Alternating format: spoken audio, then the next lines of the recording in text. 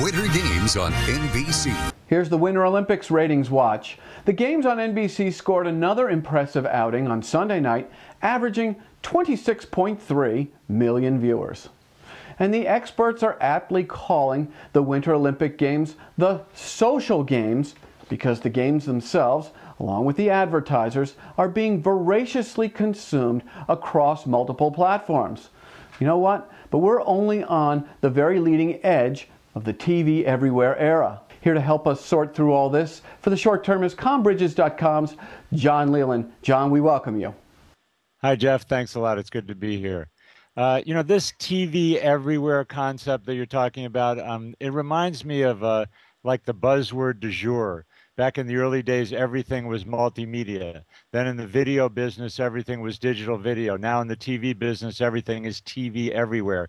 In fact, I read for the first time it's now called TVE. The TLA, or three-letter acronym, is now taking effect.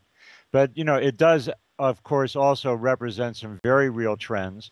NBCOlympics.com is not only delivering 1,000 hours of on-demand video, they're reporting the number of unique visitors that they're having this year versus 2006. The Winter Olympics in Torino is up 350%, and the number of video streams is up 700% against 2006 in the Winter Olympics in Torino.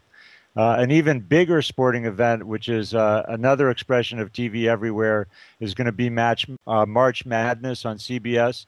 They're already a bigger sporting event, doing about 8.5 million hours of video streaming and 7.5 unique visitors just last year. But those increases are going to continue, and the strategies of how TV everywhere gets implemented is really the kind of interesting part. NBC on one side is really kind of closed, and if you want Olympic footage, you got one place to go. It's NBCOlympics.com.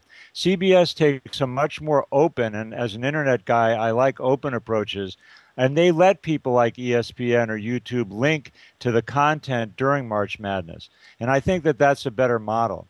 I also want to recommend that people check out Brightcove. That is got a video distribution platform, and they're particularly designing for TV everywhere for broadcasters and other kinds of TV producers who have the rights to their program. The interesting thing is that when Comcast tries to brand TV everywhere, they're really trying to lock subscribers in to getting TV content, of course, via Comcast cable systems. So there are a lot of angles to TV everywhere. It's not all one thing, but it definitely is a trend that's here to stay. Okay, Jon, thank you. As always, we are always smarter when you leave than when you arrived, and we thank you. If you want to see Jon's complete blog post on this subject, head to combridges.com/blog, and if you want to connect directly with Jon, you can. Just email him at jon@combridges.com. And thanks again, Jon. Thank you, Jeff.